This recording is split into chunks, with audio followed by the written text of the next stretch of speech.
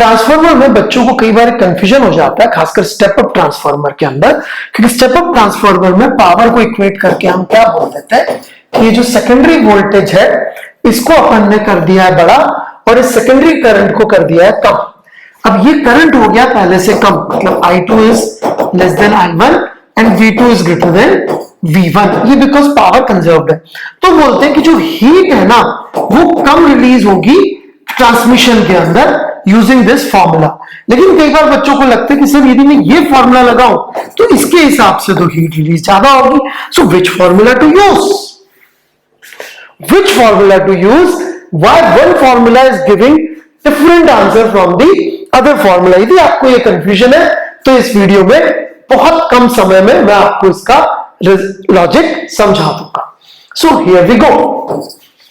तो यदि हम लोग थोड़ा सा ट्रांसफार्मर को दोबारा से एक बार देख लें तो यहां होता क्या है, यहां पे हम लोग एक प्राइमरी कॉइल होती है जिसको हम पावर सप्लाई करते हैं, जिसमें वोल्टेज V1 है, करंट I1 है, और ये ट्रांसफार्मर की कोर है जहां पे मैग्नेटिक फ्लक्स जनरेट होता है। इसमें वेरियस अरेंजमेंट्स किए जाते हैं जो एनसीईआरटी में बहुत अच्छी तरह से समझा भी रखे कि जिससे इसमें कोई खुद में हीट लॉस ना हो, मैक्सिमम पावर जो है डिलीवर हो रही है वो दूसरी तरफ चली जाए। यदि हम 100% एफिशिएंसी मान लें आइडियल ट्रांसफार्मर, तो यहां पे जितनी पावर डिलीवर हुई I1 V1 वो सेकेंडरी में चली गई।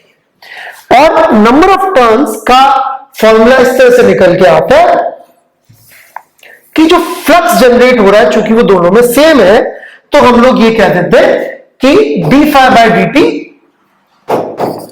एक कॉइल का in primary into NP total flux, ये आपका ईएमएफ हो गया प्राइमरी कॉइल का।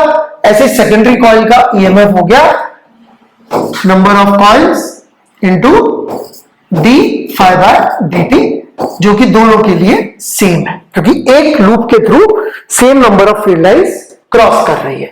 इसको हम लोग VT या VS भी कह देते हैं और हमारा रिजल्ट आ जाता है कि VP by NP is equal to VS by NS, मतलब कि सेकेंडरी कॉइल के अंदर जो वोल्टेज आएगी वो इतनी आएगी, जो कि आप देख सकते हैं कि यदि सेकेंडरी कॉइल के अंदर नंबर ऑफ टर्न्स ज्यादा होंगे तो उसमें वोल्टेज बढ़ जाएगा।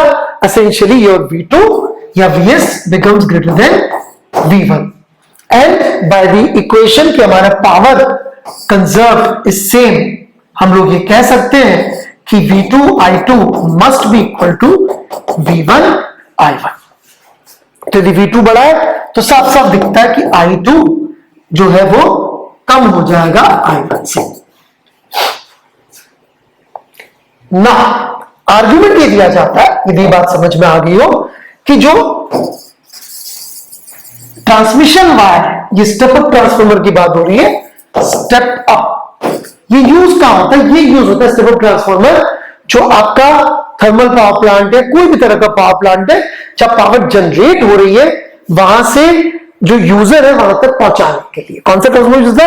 स्टेप अप ट्रांसफार्मर, जिसके अंदर क्या हो रहा है, जिसके अंदर वोल्टेज तो हो गया ओरिजिनल से बड़ा और करंट हो गया ओरिजिनल से कम, मतलब कि इसके अंदर जो करंट फ्लो हो रहा है वो ओरिजिनली जो जनरेट हुआ था वहां से कम कर दिया गया है। और आर्ग्यूमेंट ये है कि I²R की वैल्यू जो कि हीट जनरेटेड है इस वजह से कम हो जाएगी and everything seems perfect. But students के दिमाग में डाउट आना बहुत जरूरी है, डाउट ही सीखने का बेस्ट तरीका होता है।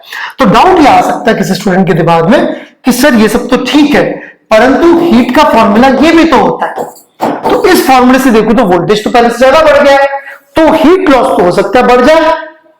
आप इस फॉर्मूले को क्यों यूज कर रहे हो, इस फॉर्मूले को क्यों यूज नहीं कर रहे हो? Now that's a very interesting phenomena या आइडिया या डाउट। तो यहां पे थोड़ा आपको समझना पड़ेगा कि जो वोल्टेज लिखते हैं अपन लोग और यहां जो वोल्टेज लिख रहे हैं ये दोनों सेम वोल्टेजेस नहीं है। ये जो वोल्टेज आप यहां पे लिख रहे हैं ये वोल्टेज इनफैक्ट V2 V1 दोनों ये एसेंशियली एक कॉमन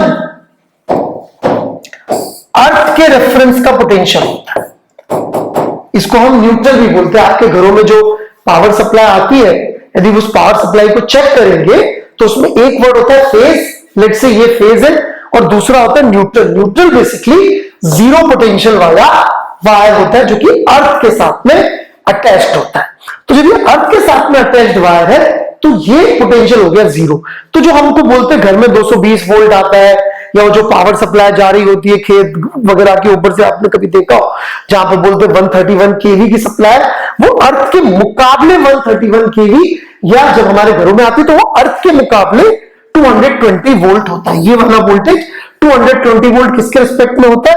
ये होता है विद रिस्पेक्ट टू अर्थ होता है। This is 220 volt with respect to earth. तो पहले बात तो ये क्लियर हो जाना चाहिए कि जो आपके इस फॉर्मूले में VS, V2, V1 यहां तक सब जगह जो यूज हो रहा है वो एसेंशियली अर्थ के रिस्पेक्ट में।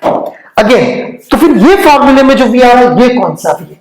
ये है आपके इस पूरे वायर में कहां से कहां तक जहां आपका पावर जनरेशन हो रहा था। जैसे कि मान लीजिए कोटा में पावर जनरेट होती है, यहाँ पे बहुत सारे पावर प्लांट्स है और उसकी सप्लाई हो रही है जयपुर तक। तो कोटा से जयपुर का जो 250 किलोमीटर का डिस्टेंस है, ये उस पॉइंट ए से बी तक का पोटेंशियल ड्रॉप है। This is not potential with respect to earth, this is potential drop along this path, and obviously this potential drop is going to be equal to I to R. This is not equal to V2. V2 is completely different idea.